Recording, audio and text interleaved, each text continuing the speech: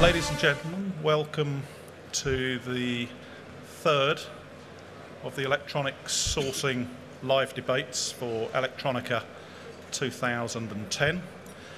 This afternoon we're going to be discussing a couple of thorny subjects in terms of component obsolescence and the sometimes consequence of that, which is the counterfeit components entering the supply chain and what we can do to prevent that.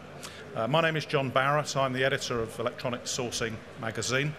I'd just like to ask our panelists to introduce themselves and their companies, and then we'll move on to some of the questions.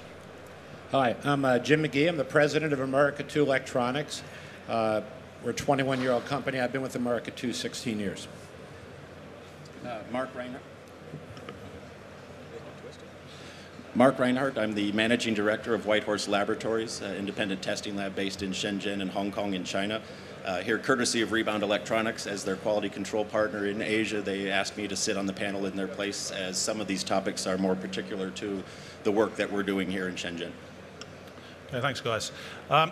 Just before we go into some of the questions that our readers have sent in about this, I just wanted to sort of set the scene, because you're looking at a bona fide victim of both obsolescence and component counterfeiting right here, something I was victim to some years ago on a design project.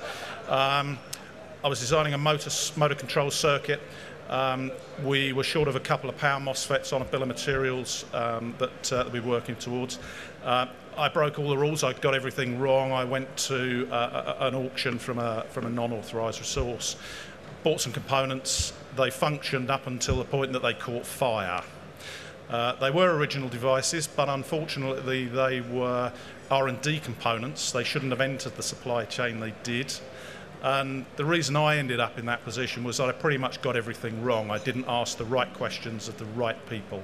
That was some years ago now, and this subject is now luckily discussed and is certainly being counteracted by big investments by companies such as these. So I'm going to just now read out the first question that our readers have sent in to us on this particular subject, and it relates to the sort of procedures that the component distribution industry is putting in place right now to sort of combat this process at source by preventing raw materials entering the supply chain that shouldn't be there. So over to you guys. Yep. I think with the consolidation of a lot of the franchises, most customers, whether you're an OEM or an EMS customer, has independent distributors or brokers as part of your supply chain. So it's really a matter of having a plan in place, just like you select any other vendor, and understanding what your independent partner actually has, what are their capabilities and what do they do. So a little bit about America 2 and how we handle this is that we think it begins on the very front end, where just like you, we have to vet our supply chain. This is an incredible number, but there's over 4,000 disapproved vendors in the America 2 database. 300 or 400 are for pure quality reasons, but another almost 3,800 are because these companies are too small and we believe they don't have a quality system that can really support what we're trying to do, which is put good product into the end market. So it really starts on the front end, where we have a really robust vendor selection, and if you get suspended, it's a permanent suspension if it's for quality reasons, and you will not get back into the supplier base in America 2. So the second part is, and we receive both excess material and normal buys to support A-movie items and individual customer requirements real time. We go through visual inspection with 40x microscopes. We're in the process of implementing a document managing system which captures all of that, and it ties everything to do with that part, from the label, pictures of the part, packing slip, any incoming document, commercial invoices get captured and get tied to the bin number. So right from the get-go, when a part comes into America 2, we're starting to follow the lineage. We already know where it came from. We classify product as secure product, which means it comes from franchise or direct, or unsecure product. It doesn't mean that there's anything wrong with it. It just means we don't know exactly where it started. It may have come through excess material in a contract manufacturer. So it comes through our inspection system. We do the advanced visual inspection. We're inspecting everything to the IDEA 1010 spec. That's a checklist. We're then doing marking permanency, blacktopping test, scrape test, physical dimension test, and now it's time to go into stock. When it gets pulled for stock, it goes through that same checklist again. And if at any time during that process a part is identified as having an anomaly where we're not sure, America 2 has an in-house third-party test house. It's not owned by America 2. It sits in our facility. It's about 6,000 square feet. They have the ability to do full tests, including X-ray, decapsulation, curve testing, any advanced testing that you want done. The last thing is that if we do identify product and it's America 2 owned product, we have an in-house crusher. So when we recycle, basically a 55-gallon drum of powder and residue gets sent to the recycler for precious metal reclamation, but a part that we think is counterfeit or even suspect can't leave our building and get back into the supply chain. Okay, thanks. Mark. I would just add to that just one point in that I think what we've been overall in the industry, what we've been seeing over the past several years is that there's been a growing need for distributors to have improved communications and sometimes technical communications with their end user and their customers. It's not a point of just supplying parts anymore.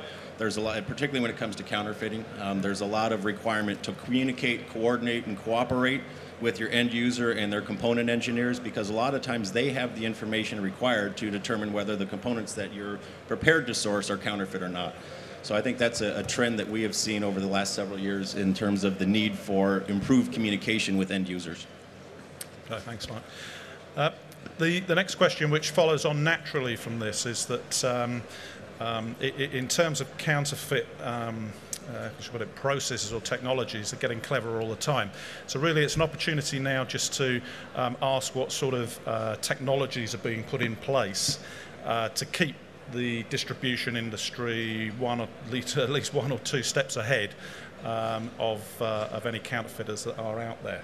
So, yeah, please, Mark. Thank you. That's one of the tricks, is trying to keep a step ahead of the counterfeiters.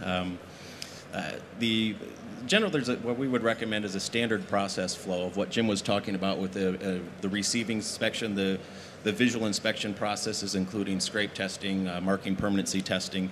The IDEA 1010 standard is an excellent tool to use, as well as the training for the trained inspectors to go through that process to identify substandard and counterfeit components at the inspection level. A lot of times you can screen out significant problems at the first and easiest, well, not necessarily the easiest step, but the first step would be at visual inspection.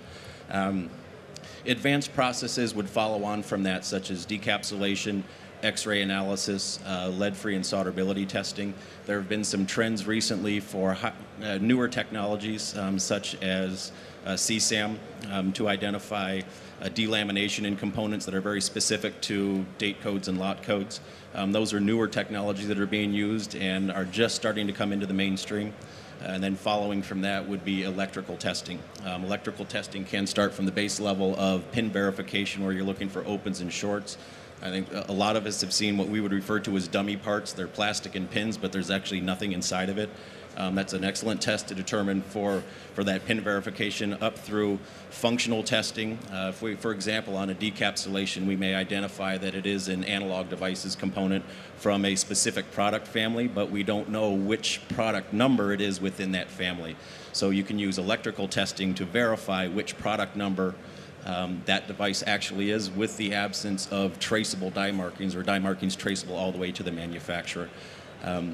There's different levels of testing all the way through. There's been some there's initiatives ongoing in the U.S. I know for in the United States, there are probably several going on in Europe as well, about different levels of testing to use based upon a risk assessment of both the supplier, the component itself, and the application that it's going into. I mean, you can take electrical testing to the highest level of burn-in testing and temperature cycling and all of these things, which would be extremely expensive and time-consuming. But again, when you're identifying counterfeit components, the trick is to get it as early in the process as possible. And in non-critical applications, for example, if it's a commercial application, doing a temperature cycling test may not be necessary because the component should work within that range. those are some of the current technologies being used. Again, the basic one is the visual inspection. Higher end processes are being utilized. The trick there is to find traceable die markings. Unfortunately, those aren't always available. That we try to utilize through communication with the component manufacturer and perhaps golden samples where there are traceable die markings. But in the absence of those, it's really a combination of all those processes that I just mentioned to determine where the counterfeit components are. There is no one magic bullet that you can just take a shot at it and determine if that's a counterfeit or not. Depending on the component, depending on the situation, you're going to have to use a combination of all of those to determine substandard and counterfeit components. Okay, thank you. Yeah, Jim. I think if we accept the fact that most of us have an independent distributor as part of our supply chain, it really comes down to making sure that you've picked a partner that is actually dedicated to supplying good parts. We don't think just because you step out of the franchise channel that you should have to question the authenticity of a part. So without going through all the tests we talked about before, we have a very robust system which tries to catch it in incoming, but it really starts again on the front end with the supplier selection. America 2 takes a hit many times from people that say we do not quote enough line items because our suspended vendor base is very large and we're not willing to jeopardize the 21-year reputation of the company and quality as our core competency. So with that being said, what we had to do was add additional resources. So we actually have 2 component engineers on staff. And the third-party test house has been operational inside of America 2 for 2.5 years. It's Premier Semiconductor Service. It's a separate company.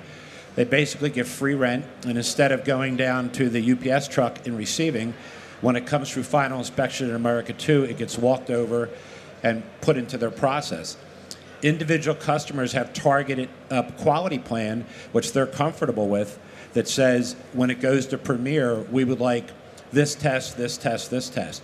If it gets through X-ray, we'll accept it. Other people want to designate that it wants to go through curve testing. We have a military customer that actually wrote the test spec with the Premier engineers. So everything that they buy in the open market comes through America 2, goes to our internal test house, and is tested to that customer's spec. So it can go back in inventory and still ship to a schedule. In most cases, the testing charges are absorbed by the distributor. In some cases, if you're looking for full parametric tests, building the modules, NREs, it may not be able to absorb it on a small cost line item. So it really comes down, once again, to choosing the distributor